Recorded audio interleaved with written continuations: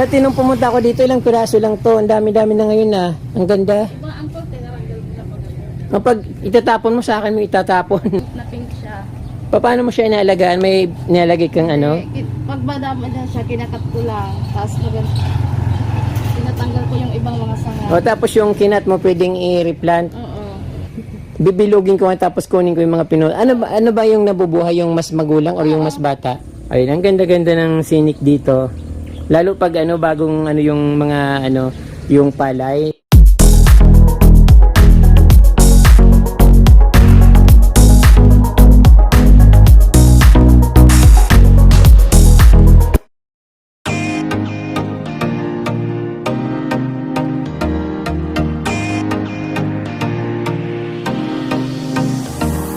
Magandang araw sa inyo mga kapramdi. Nandito po ako sa barangay Saripongpong dito sa bayan ng Lagunoy. Pupuntahan ko yung pamangkin ko, susurprisahin ko siya. Hindi niya alam na pupunta ako dito kasi namimiss ko yung garden niya. Hindi ko alam kung ano nang nangyari sa kanyang mga halaman, kung lumago ba, kung mayroon ba akong mahihingi, at kung ano pong makikita. Nakikita ko kasi dito sa labas ng pag napaparan ako dito sa kalsada, nakikita ko yung ganda ng mga croutons, makukulay, pero hindi ko pa napapasok ulit since pumunta ako dito last year. So ngayon pupuntahan ko yung pamangkin ko. Parang natatanaw ko kasi sa labas, parang nag-aayos ng halaman. So excited na ako makita yung sitting ng kanyang garden, kung ano na nangyari.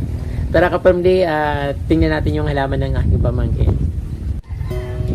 Ayun, nakita ko yung pamangkin ko na gano'n ng nasa gilid ng palaya, nangunguha ng talbos ng kamote.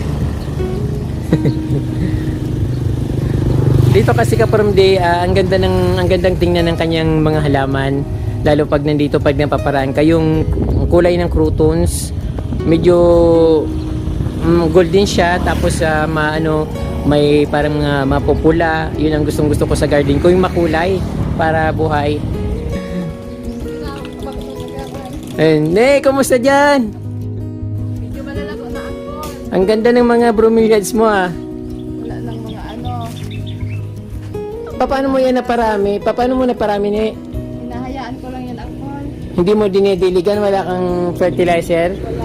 Basta nakalagay lang sa puno? Isang dumadami. Ang ganda ang lalago. Tapos ito, medyo rare yata itong isa na ito. Yung Sabi yan angkol. puro pareho lang ba yan? Pag nainitan siya, umiga yung muna. Pero ito green ito eh. Diyan yung parang nagpipink siya, parang nag-yellow. Ako to lang kasi yung dyan. Yung mga sanga. Oo. Pinag-green kapag hindi siya naarawan, pinag-green ang Green na green. Ito kapramdi, after mahigit isang taon, bumalik ako dito sa pamangkin ko. At ang ganda ng kanyang mga halaman. Sabi niya, napapabayaan niya. Parang napabayaan na nga. Pero dito nakikita dito sa kalsada, napakaganda. Papasok ako dyan Meron din siyang mga badyang or yung alocasia na malalaki, yung mga giant badyang. Then dito sa front ng kanyang bahay, dito sa may kalsada, meron siyang forget me not. So mamaya kukuha ko diyan. Hindi ko pa nakikita yung garden niya sa loob.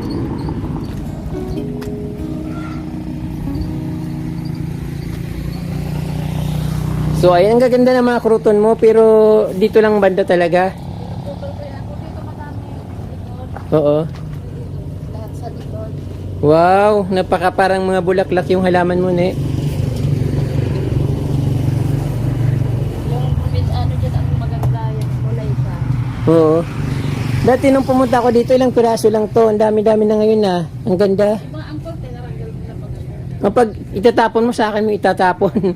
Para mayroon akong lalagyan. Kung mga dito madami. Oo. Ikaw lang naggupit nito na yung na to, pandakake plant. Tinitrim ko lang yan. Tinitrim mo siya. Ba't yung sa akin namamatay? Taas na nga para lang po. Oo. Ang ganda naman ng mga bromeliads mo. Saan ka nakakakuha pambili nito? Cutting lang ba to pwede? Binigay lang sa akin yan angkol maliit. Tapos binigay ko dyan. Tapos tinitrim ko din yan pabilog. Hindi ata siya pwedeng kinakate. Ito yung makate. Tapos meron ka rin mo namumulaklak na bromeliad. Ang ganda ng mga bromeliads mo tapos ang lago.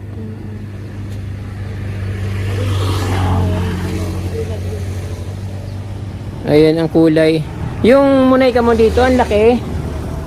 Paano mo siya inaalagaan? Tan, Ha? pink na pink siya. Paano mo siya inaalagaan? May nilalagay kang ano? Pag madama na siya, kinakat ko lang. Tapos tinatanggal ko yung ibang mga sanga. O tapos yung kinat mo pwedeng i-replant. Oo. Kaso hinihingi nila, tinatapon ko. Ano nga ako dito?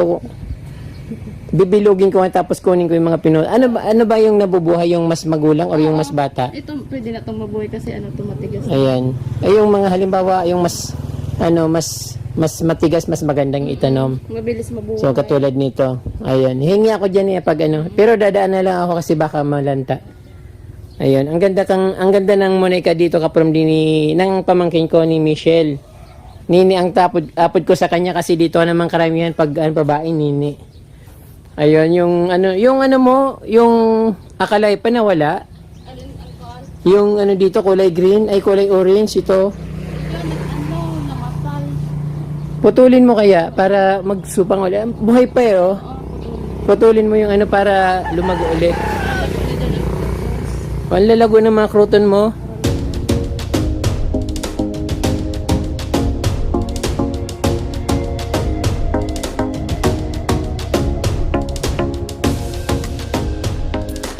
Ayun, napakagandang tingnan saka very presko, napaka-refreshing yung dating niya kasi nasa gilid sila ng palayan.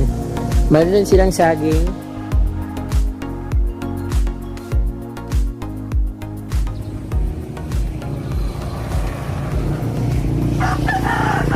Ito yung Monica, lagi ko tong tinitingnan sa Ayala Mall sa Balintawak. Tinitingnan ko kung parang inaalam ko kung anong klaseng halaman yan kasi nagagandahan ako sa niya sa dahon niya. Mayroon kasing parang namumula-mula tapos may puti, may green. So yung pagka-variegate niya perfect pa sa mata, yung nakakaakit siya na ang ganda niyang tingnan. Dito lalo na dito kasi ang laki niya. Siguro pagdaan ko dito, magpuputol ako. May lakad pa kasi ako. Then meron din siyang dati binigyan niya ako nito. Nabubuhay daw ito cutting, kaya lang hindi naman ako mahilig sa mga sa mga flowering plants, pero ito try ko pa rin. Ang lago ng kanilang saging. Yung mga croutons, very napaka-healthy ng mga crouton dito. Tapos yung yung dating pinagmamalaki niya sa akin na bougainvillea, wala siyang bulaklak. Kasi madalas ang ulan dito, sometimes sobrang init at natatalo siya ng ulan. Gusto niya kasi palaging natatamaan ng araw.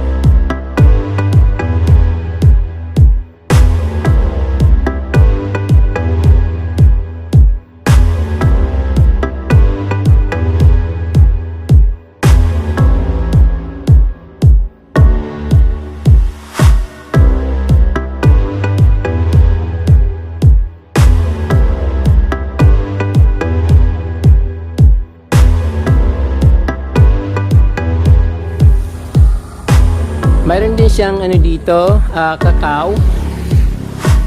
Anong saging yun yung nakatanim dito? Yung mababa lang namumunga na, parang latundan ba yun? Ang daming supang. Tapos dito sa kanyang gilid, ayun, napabayaan niya na kasi nag-aaral yung mga anak niya, malilit po yung mga anak niya. Lagi siya siguro hatid sundo niya, tapos pa siya, nagsa-sideline, nag-massage. So, kung gusto niyong pa-massage sa pamangkin ko, ayan, nagmamassage siya. Then, ayun, yung crouton mo, ninatay crouton, hindi na, malago na siya, pero dapat pinapaarawan mo. Para, Nilagay ko dyan, tatamaan. oo.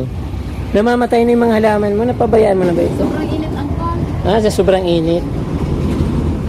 Ayun. Ito parang na to sa Sobrang init. To? Peace lily? Oo. Pero dapat nasa direct soil siya para lumaki. Ito millionaire plants yata ito. Yung cactus mo ganun pa rin. Walang pagbabago. Maliliit. Ayun. Wala kang dyan? Wala kang rare na plants? Wala na ako. Ito lang naman ako. Pagdaan ko dito, ni mamaya kukuha ko ng ano, Monaika. Alis ka ba? Hindi naman. Tapos yung ano, yung forget me not, cutting lang. Anong oras ka? Baka mga maagi na lang ako, hindi ko alam kung anong oras ako makakaraan. Pupunta, may titingnan lang ako sa bandang guwa. So ito, pupuntahan natin yung likod dito kapag hindi ko na makikita dito. Ang ganda rin ng ano dito, ng ano kanila, gumamela.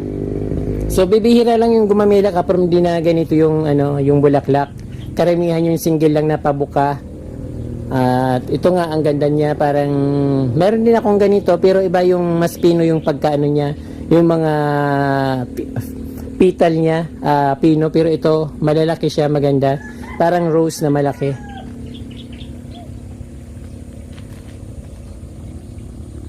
Ayun, ang ganda-ganda ng scenic dito. Lalo pag ano, bagong ano yung mga ano, yung palay, tumubo na. Hi, Pai! Kumusta? Eh, mayroon din sila dito ng ano, pandakaki. Morning Glory. Tapos yung ano, ang tawag nito, Cadena de Amor. Ayun, mga bulaklakin yung halaman dito. Ang ganda ng lugar dito kasi pag mahangin talagang malakas yung hangin. Mapresko yung ano yung singaw ng palay, yung tubigan dito, nagbibigay ng presko dito sa kanilang lugar. Ayun, napakaganda.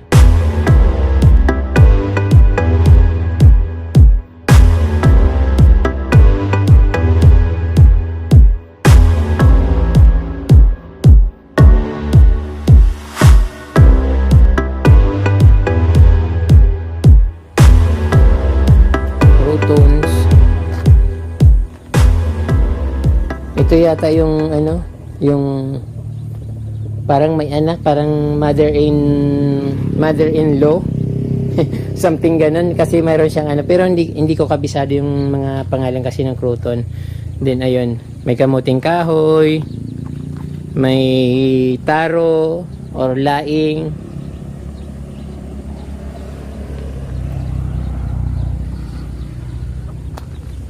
Ang ganda ng ano nito, ang ganda ng ano dito. Ang ganda ng mga pagkadahon niya, healthy yung pagkatubo niya. Hindi siyang white angel na halaman, pero maganda sana dito kung ano medyo may space para mas maayos, mas magandang tingnan. Sana mayroon akong ganitong lupa na sarili ko na pwede kong ayusin, pero gusto ko yung medyo malawak. Na natatabunan. Yung akalay pa dito na green, yung orange na akalay pa dito na wala na, napakalago nun dati.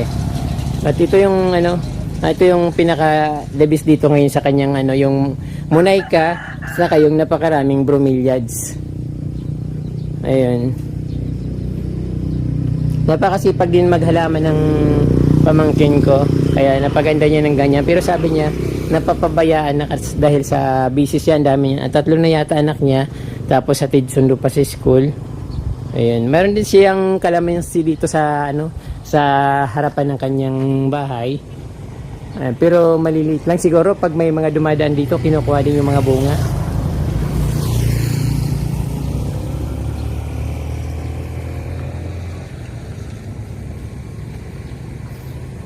Ayun. Mga kamuting kahoy, mga may malunggay.